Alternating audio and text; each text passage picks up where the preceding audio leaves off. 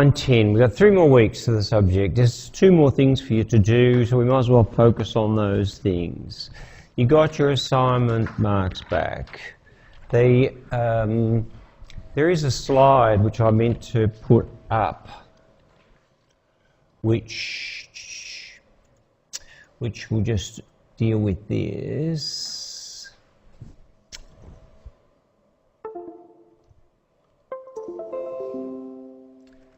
Just deal with this now.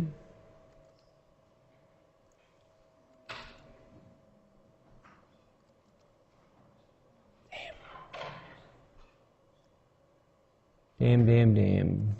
I'll show it to you after. Summary.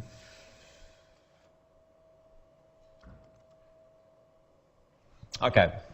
So we'll just have a look at the results so you can see where you are in the scheme of things. There's 192 students. They range from 6 as a mark to 30 out of 30. It's pretty. The spread of them, there was a mean of 18.9, and that's about how they filled. If you remember in the first week I said the assignment I think is fairly straightforward, but generally people do badly in it. That's what happens. One of the strange things for me when I was reading, I read 100 of them, the other 2 guys read 50, was that every so often I'd come across somebody who talked about CDA, had an aim for the report, analysed the context and aim of a speech, did the report, did the other one, compared them and came to the conclusion. That was all it was. Of course, everything is a bit harder than it seems. You know, that's a nice simple formula. It was, of course, necessary for you to use a couple of the C2 tools. And of course, this is what you're going to replicate. Those who did badly in this, of course, are a bit more motivated to do well in the second assignment, but essentially it's the same thing. You need to have a broad CT tool to look at it, and then have a look at some of the smaller, the micro tools. What would you call the broad critical discourse analysis tools that we've covered? When you're looking at the structure or the overall analysis of a presentation, what would be the tools to have a look at?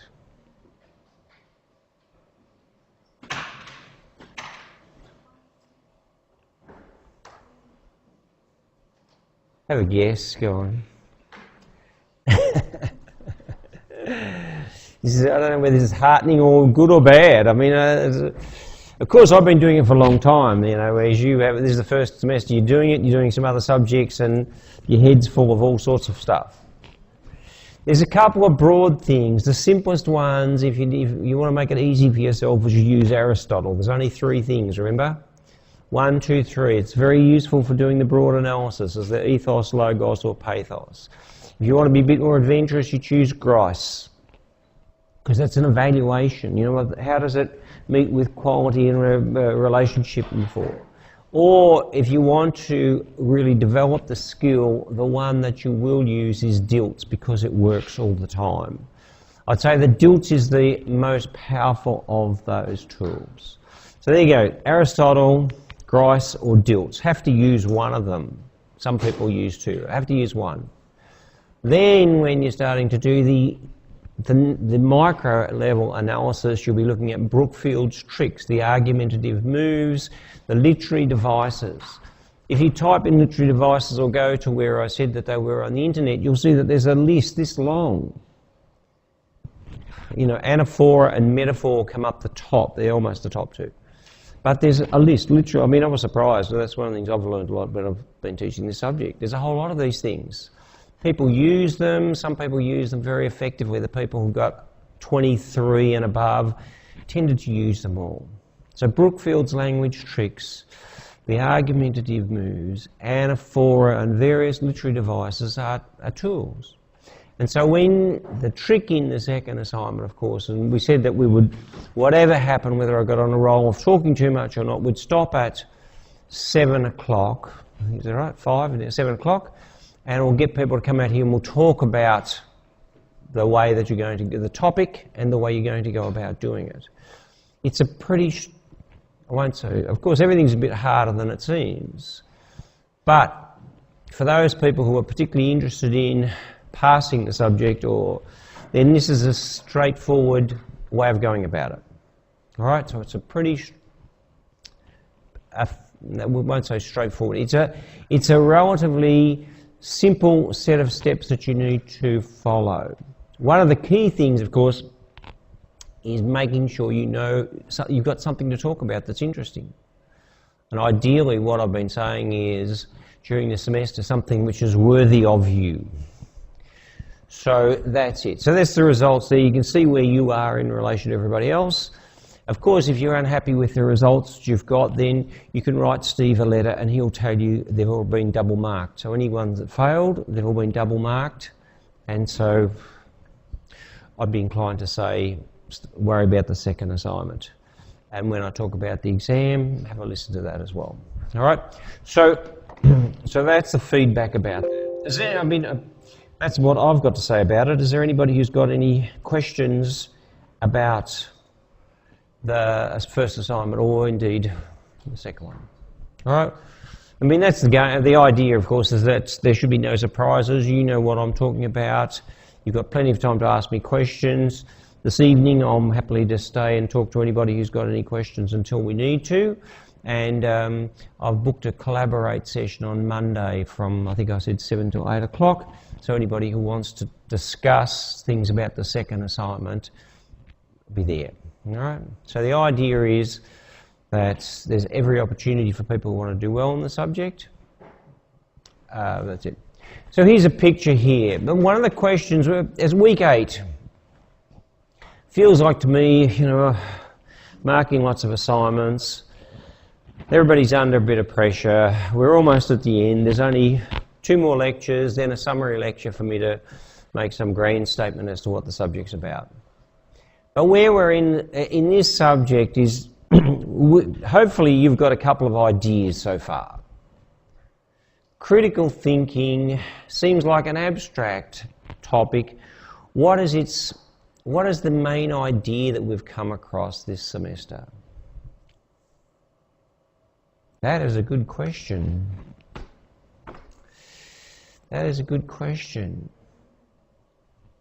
What is the main idea? We've been spending 7 weeks, 7 agonising weeks, Friday afternoon. What is the idea? If you're going to say, what have we covered so far? Content, what's the key underlying idea?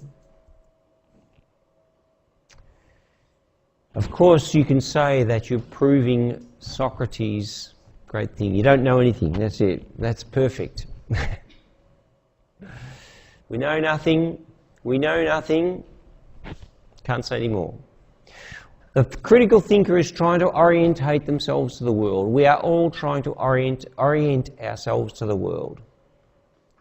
And so we look at the internal and external stimuli to try to make sense of it. One of the problems is that the external and internal stimuli is often confusing. It's not directly cause and effect. Trying to work out why something happened or what you need to do to make something happen is often quite complex.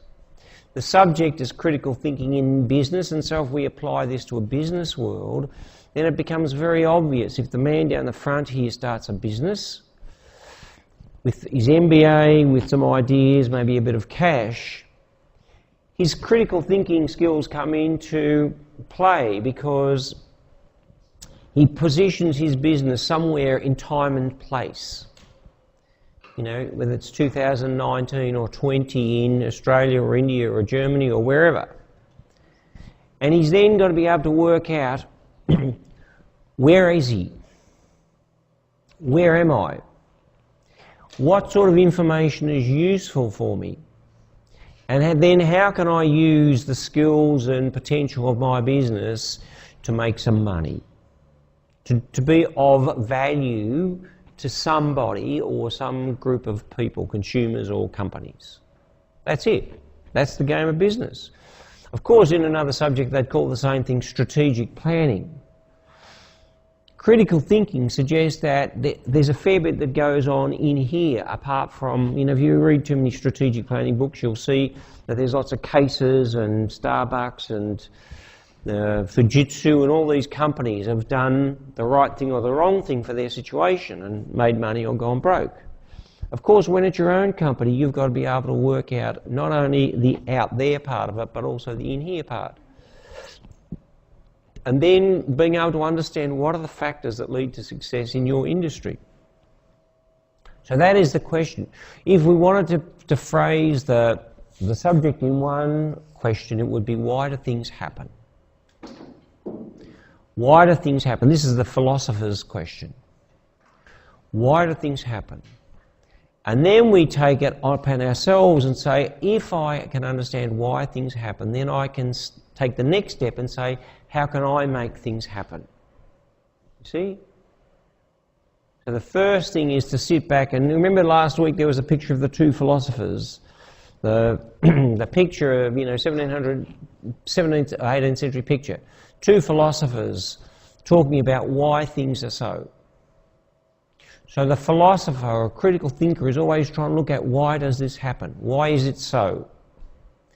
And then to apply that, you say, how can I make something happen? And so you're always looking at questions, and you take Socrates on board and say, look, whenever I try to understand things, I always know that there are limitations to my knowledge. I think I know. The best I can do is whatever knowledge is available in 2018. And in 2050, there will be some things about the world which will be discovered which we don't know. No doubt there will be many things about the world which will be exactly the same. Questions of human nature. Of course, the process of critical thinking is not something that is just for students such as yourselves and myself. Everybody is doing it. Everybody is trying to work out what's going on in the world. There are many people who are curious. They're curious as to why things are occurring. And so they get with groups of people who are similarly curious. And they will develop ideas about why the world is like it is. And often those ideas are crazy. Totally crazy. But they are the best they can come up with. Of course, this is the vast field of conspiracy theories. Can anyone give me an example of a conspiracy theory? 9/11 is a conspiracy. What is the conspiracy theory behind 9/11? They think about that the government did on its own that they have the war in. Right. So there's no end to the craziness of people. And when you, in a sense, I won't say we have to admire them, but it's simply critical thinking gone crazy, and with not enough Socrates, people feel certain about it, and not enough tools. All right? So 9/11 happens, and people sit back and look at. Of course, it was crazy. It's a crazy thing. How do you explain it? Now, of course, the thing that people don't like, this is us walking along our life. The thing that people dislike most is a feeling that they are in the forest and lost. I have got no idea why people don't love me. I have no idea why I can't get a job. I have no idea. See? So the desire to understand or to know why things are happening is very, very strong. And of course, if you've already got a slant, the first 2 weeks we talked about perception and then the way in which people look at things. That was the illusions and the multiple pictures. And so people who think the government is bad for some reason, then they see something bad that's happened, then they put the two together and then they say, look, now I know. The American government did this to us. It's unthinkable, isn't it? They bombed the Twin Towers. so that it'll lead to a war in Afghanistan and Iraq, so this will lead to lots of money, so that's it. So you could say this is critical thinking with an behind, in front of it. It's crazy. Can you give me another critical? I mean, you've got three conspiracies. We know what it is. Give me one more. Conspiracy theory number 2. You people have got to get out there. Lady Diana, of course. Lady Diana. You know who she was? Lady Diana was murdered. Is that the one? You see, there's this person. Everybody thought she was beautiful. And there was, it's when a whole country or many countries fall in love with one person, there is craziness in the air. So there was a lot of craziness in the air. And then she had the car crash in the tunnel. And so people say, it's lost, I thought she was this, she's never going to die sort of person. And there she is, she's crashed. Of course, you could have just said, well, that's what happens if you drive too fast. But it's not, you see, it doesn't satisfy people's desire. There's this huge story. And we want something which is huge enough to satisfy us.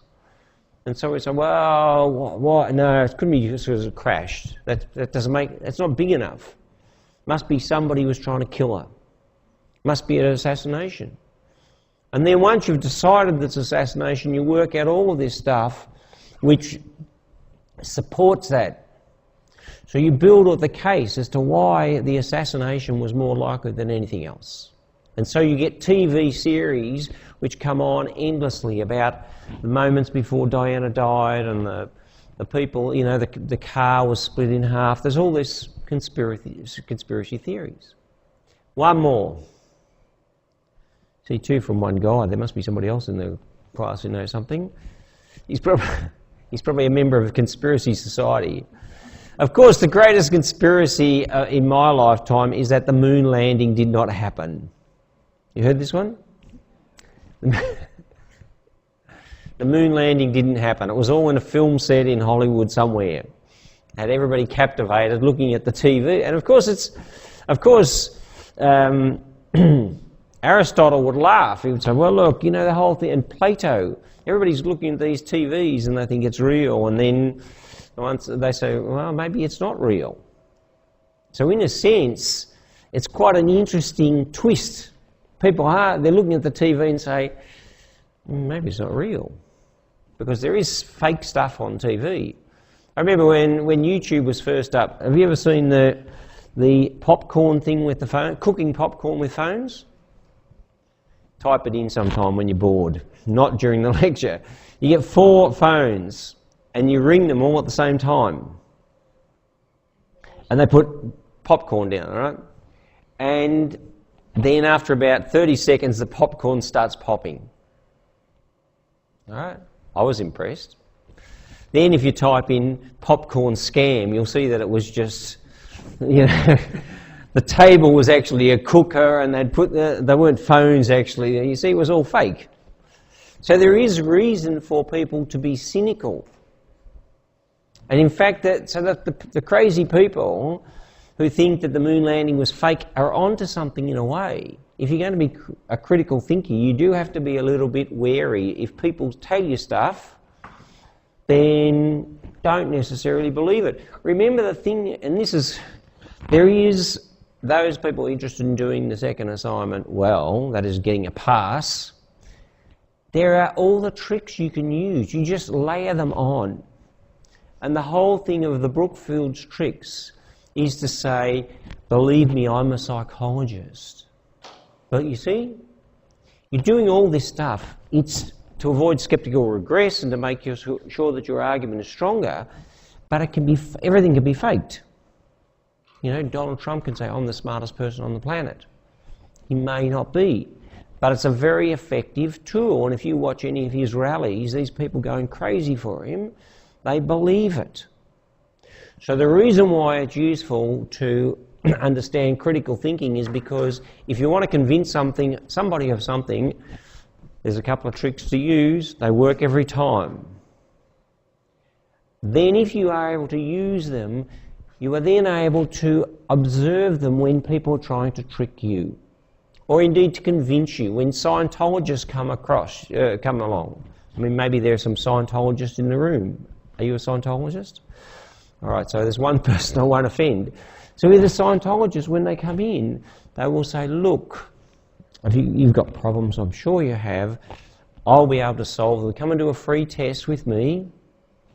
Sit down, it's absolutely free. So they'll get you into a room and it'll have all sorts of badges and symbols of power. And you'll take the test, they'll put it through a computer, or they won't. They'll just, you see, I'm a conspiracy theory of this one. And then they'll say, oh, look, you're a lovely person, but you need to do some courses with Scientology. They won't cost much, only a couple of $1,000 for each course. You see? And then you're on.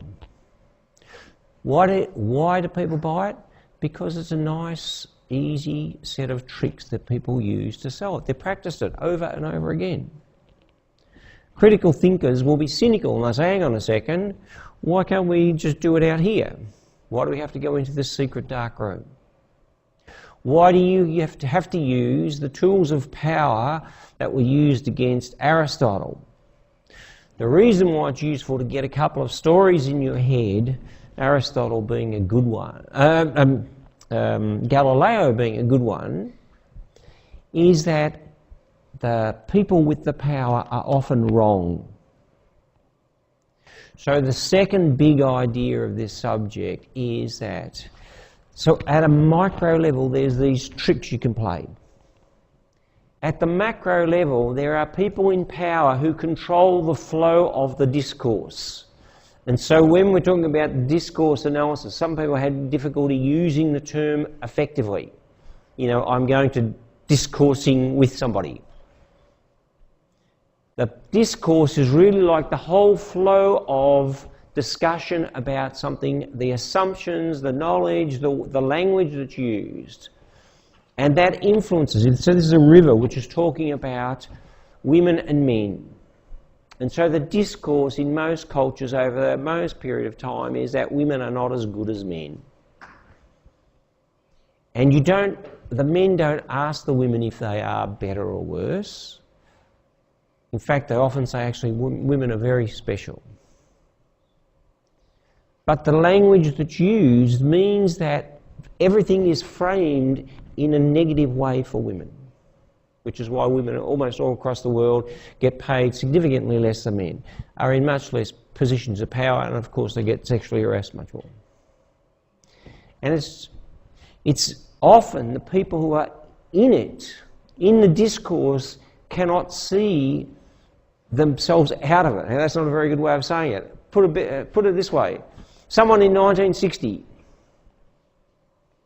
when confronted by someone saying women should have equal pay, they would just say, no, that's ridiculous, because women, men, that's how it goes. See? That's why older people find it difficult to come up with new ideas or to take on new trends, because it's outside their concept of the relationship between men and women is back in the discourse of the 1930s, 40s and 50s, when the law said men are this and women are this. That's it. You see, and it's very difficult in the same way it's been difficult for some of you to learn this subject, because they're new concepts. Often to change the discourse is incredibly difficult because people are so ingrained in the way in which they see the world. And so then you look at the problems of discourse. For those of you who read Van Dyke will know that there's about 5 key areas where critical discourse analysis is interesting. One is the relationship between men and women. What's the other ones? Don't know. That's good answer. See, it's often, but there's racism, sexism. There's 3 more. We can go and have a guess. Prejudice. Oh, I mean, prejudice. Of course, the underlying concept. If what the subject is trying to say, Critical thinking helps people understand where they are. Critical discourse analysis helps us understand the flow of discussion. The central concept of the subject is power. And so if you want to understand where critical discourse analysis takes place, then simply have a look at areas where there is an unequal distribution of power. And the reason why so many institutions, that critical discourse analysis is so useful for institutions, is because you see the power imbalance is so vast. Can you give me an example of an institution where the power imbalance is vast? The easiest one, of course, is in most churches all over the world. Most churches in most religions. Most churches in most religions. Catholic Church, Pope's a man, Cardinal's a man, Bishop's a man, somebody else is a man, priest's a man. Women, keep the flowers on the table nice.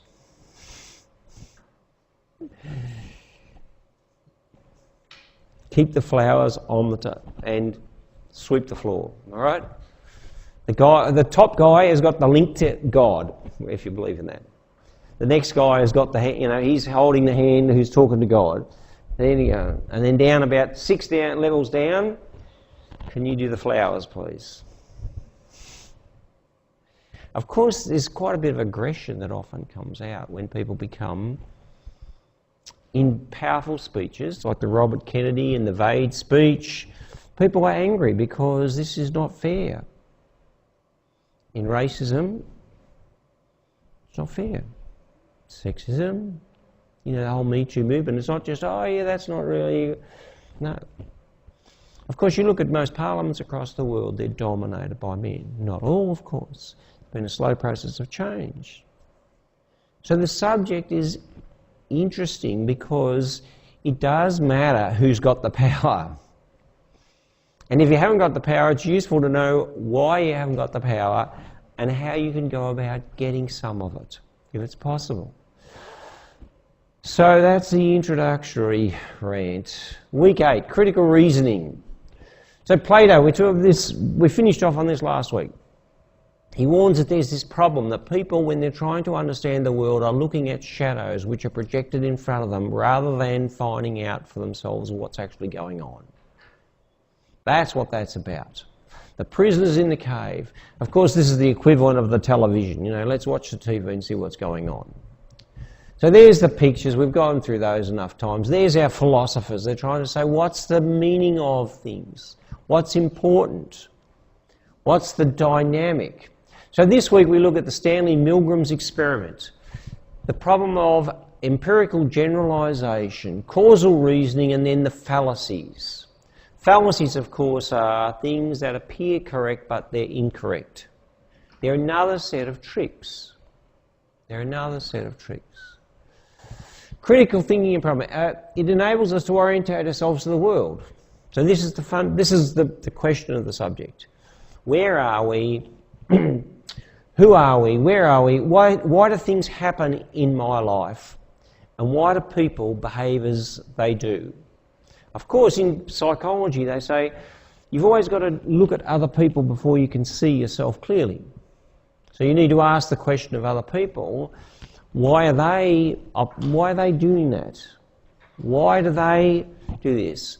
It's only at some point of your learning, and you say, maybe instead of looking at other people, I need to find about myself. See, I need to find out why I behave in this way. And of course, it's a big leap, conceptually and also emotionally.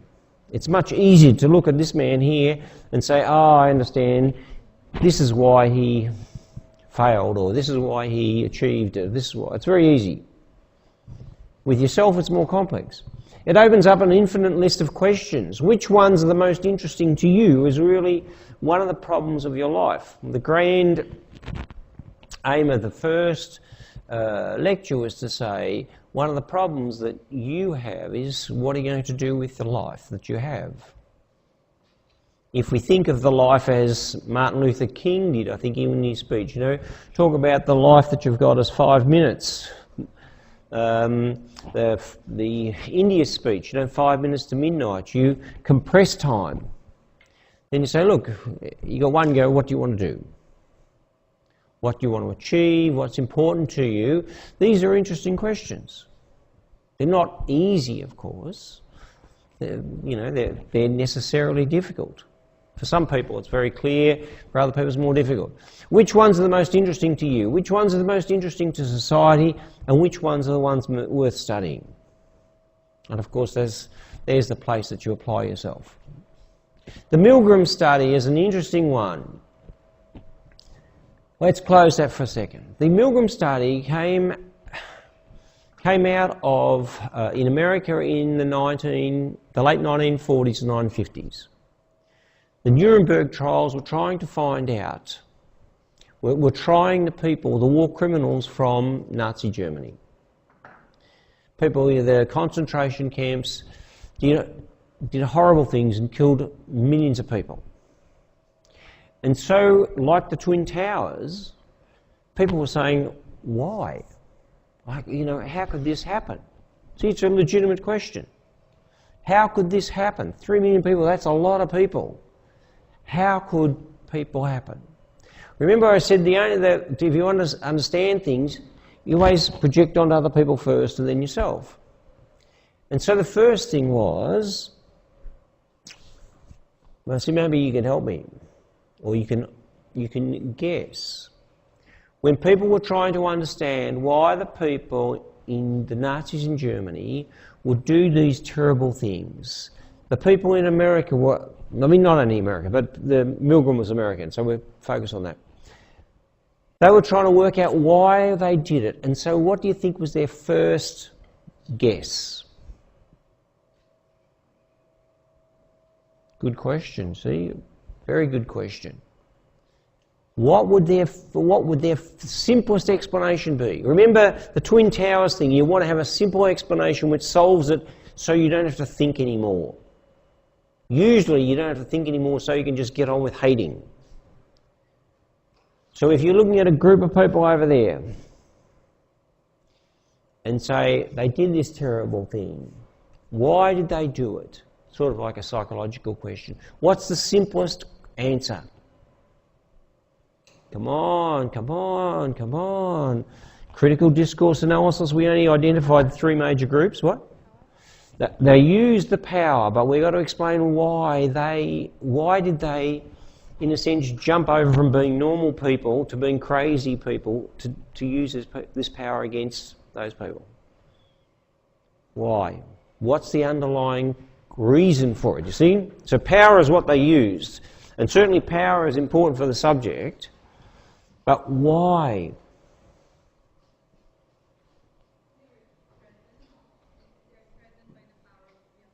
They could be threatened, all right? So that's the people who were doing it were threatened by the power of the other people. All right? An interesting one? Is it just because they considered themselves superior to other races? Yeah. Right. So of course the simplest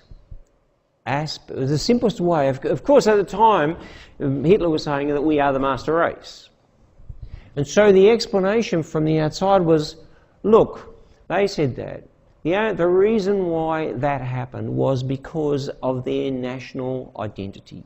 That is, German people would do it, whereas nobody else would.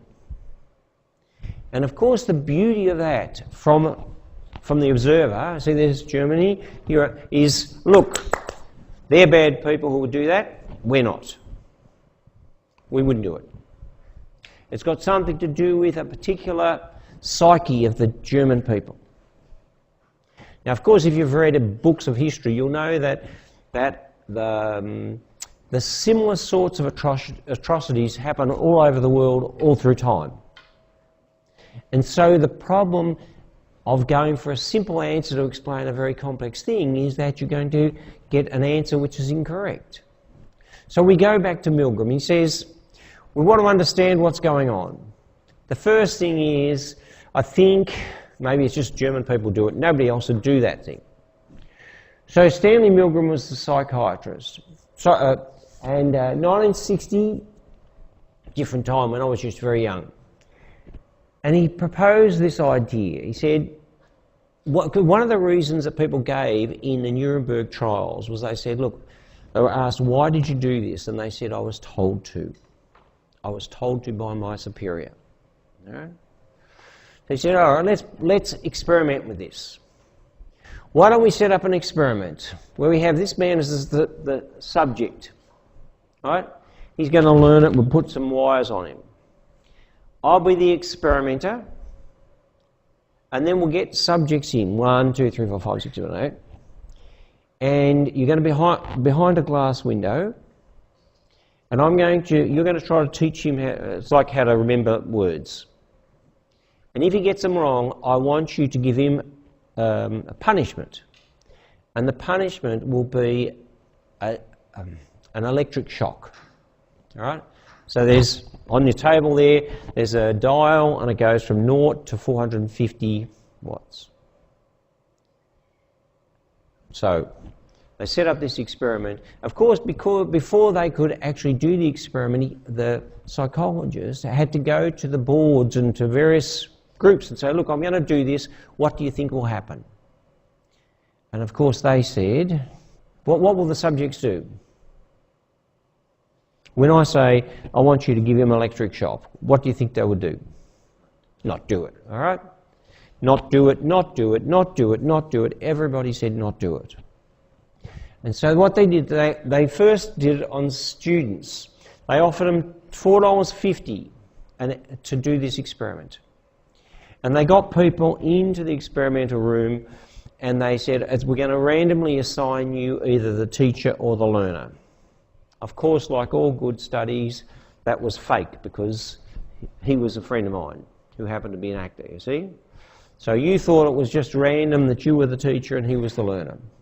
The purpose was to measure the effect of punishment on learning. That was what they were saying it was about. And the task was to learn pairing words. But the learner, this man here, was an insider and he knew what the story was. The students became the teacher and they were told to administer electric shocks between 15 to 450 volts. The experimenter, that's me, said, give him more. 100, give him more, 200, give him more, 300. If you have a look at it on the internet, you'll see that about 300 it says, danger, death. And so people continue to go above. So of course the questions which I've posed to you, what do you think happened? What did it show about people? What was their real experimental question? So the defectors were the people who said, no, I'm not going to do this anymore. All right?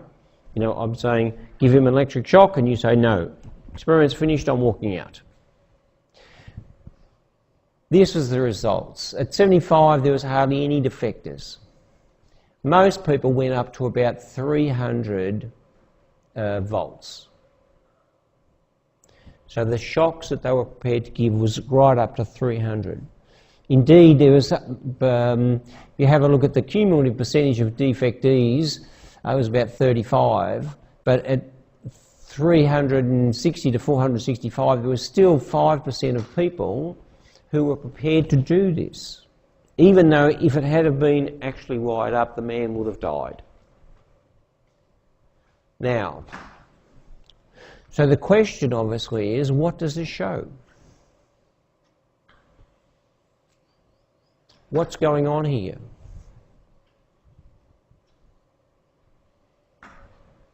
Right, so remember that we started with the problem about the concentration camps and people being told that they did it because they were told they would do it.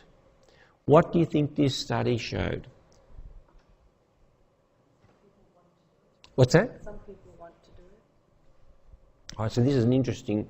So you're saying that maybe you got on the desk and said, I've always wanted to electrocute somebody. Yeah? Right. Of course, there you go, that's the first explanation, so it's better than everybody else. What else?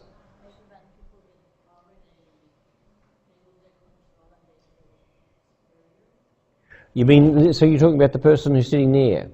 Once they're in a position of power, then they go crazy. Right? Yeah, right. Well, anybody else? Any other explanations?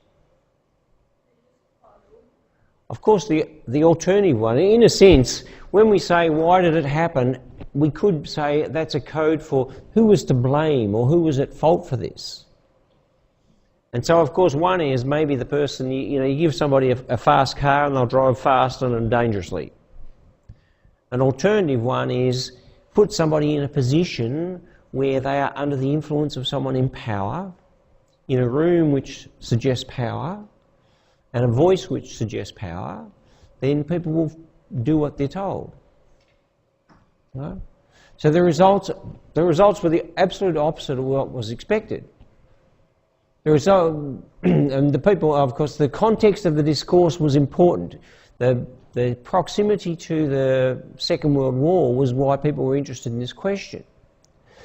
So the whole causal reasoning is this complex process of trying to say, why do things happen? How can we work out the reason for some event or some particular behaviour? And of course, we could say one event is claimed to be the result of another. The scientific method, of course, assumes that there's a causal relationship. You identify an even or a relationship to be investigated, and you gather a hypothesis and develop a hypothesis, set out and collect some facts, and then see if you can come up with an explanation. Of course, 2 weeks ago we were talking about the systems view of the world. When we're looking at the systems view of the world, it suggests that the reason things happen is because of a whole range of complex things. The example I gave you was of the Titanic.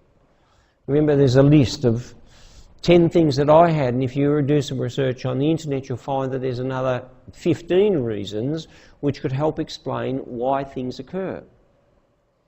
And so that one of the problem of causal relationships is, to what extent can we see that if we do this, this will lead to this? To what extent are we able to isolate those things? Of course, it makes life easy if we are able to do that. The reason why the Twin Towers crashed was because the government decided this. We look for somebody who is responsible or to blame. In organisations, of course, if something goes wrong, the first desire of management often is to say, whose fault was it? It's very satisfying. The Royal Commission into the banks, which is going on at the moment, the CBA and each of the banks have done bad things, stealing money. And of course, if they could identify one person who had done the stuff, it would be easy because they'd just fire them and then say, look, we're going to be good from now on. It's not so easy. So here's the scientific method. Ask a question and then develop your research. Remember, the questions are the key thing. Socrates said, the fools have got answers, the intelligent people have got good questions. My suggestion is that that when you develop your assignment 2, the simplest tool you need to have is a nice, simple question that it answers. What is the question? Then you can gather information, build a case, produce a speech which answers that question, rather than talk about it. You develop your hypothesis, test with an experiment, analyse your results, and then, of course, report on your results to find out. Of course, all good scientific experiments finish with the conclusion, this is what the results suggest, but the caveat is always, we need to do more investigation. We need to find out what was going on in addition to that. So causal, now what I'm going to do is take a break. So it's 1:45, we'll take a 10-minute break. We'll come back and we shall come back and do the rest of the lecture. I want you to grab one of these sheets. For the people who are listening, I'll scan one and put them on the site. But remember I said last week that there's 3 elements to the exam. One is test for validity and soundness. Last week I gave you some questions for validity, The validity and soundness is this. The easy thing, relatively, we'll find out anyway, is what the right answer is. The harder thing is to give an answer as to why the answer is correct. Okay? So maybe get a copy of these. So when we come back, we will have a look at the rest of the lecture. We'll go through these, and then we'll spend some time talking about the second assignment.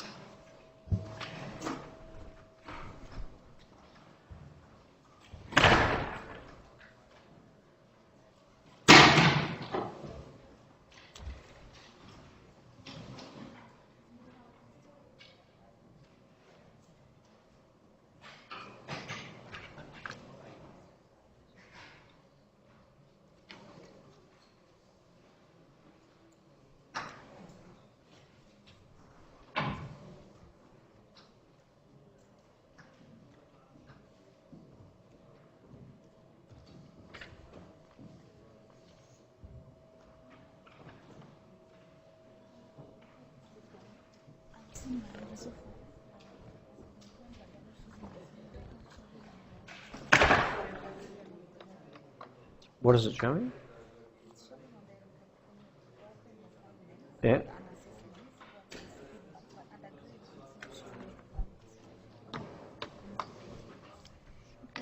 Have you got your mark? Yeah. It's got a number? Right. Have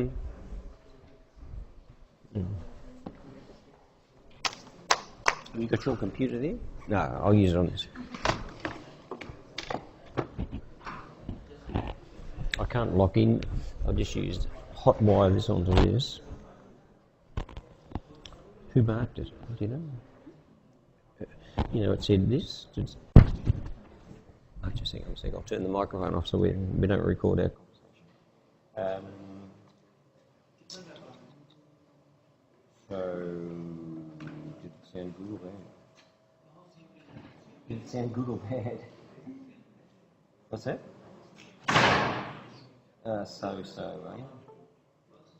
So, it's a very nice spot. Come on.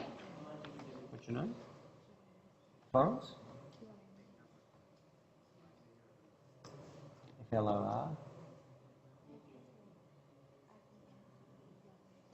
Florence.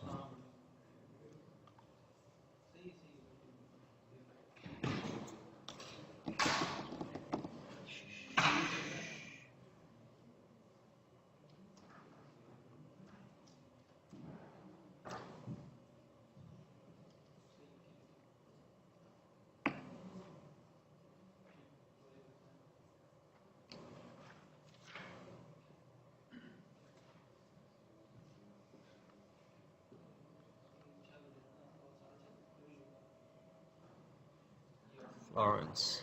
What nationality? Kenya. You've got some problems over there at the moment, isn't there? Lots of them. What's going on? What's the Kenya?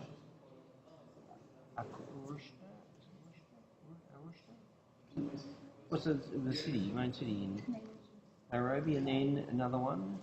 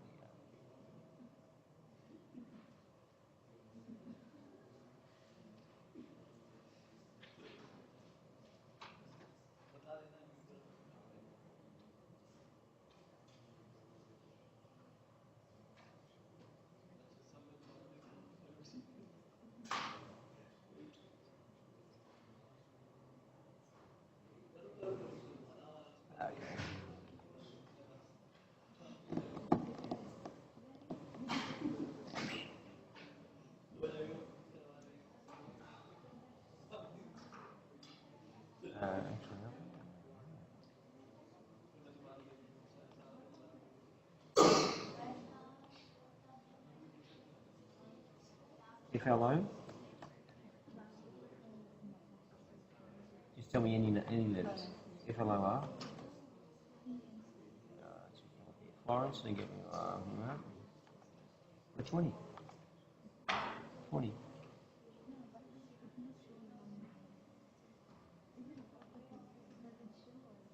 I don't know. Well, what's else in there? I'm just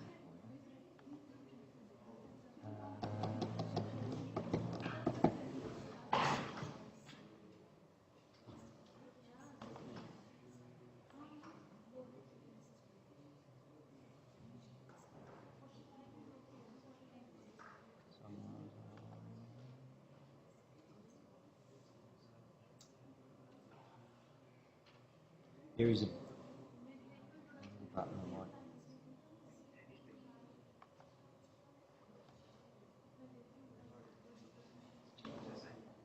How did you come to be in Australia, France? Just looked at the world and said, yeah?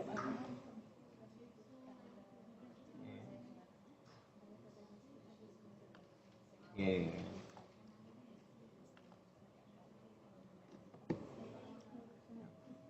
Working well for you? So what is your first degree? What's that? Journalism. Oh, right.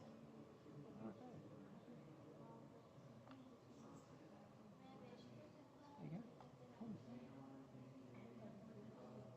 What's that? You tell me now. It should be. It should be there. It's published. When did you check it? I don't know why.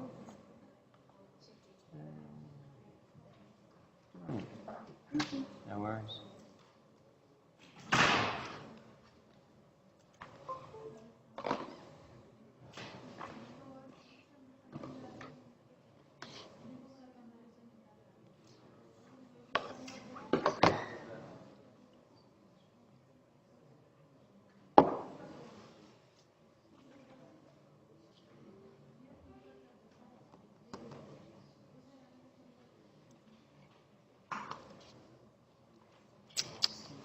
Yeah. Regarding this second assessment, would you like to together with other factors like background, ambient,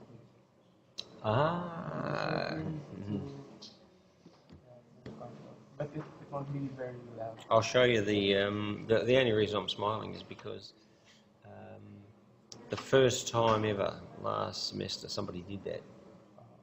I'll show you one. I'll show you. That's what I'm going to show you. Let's see. Yeah, very good.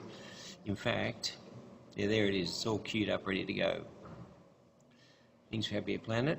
Kaboom. And there's the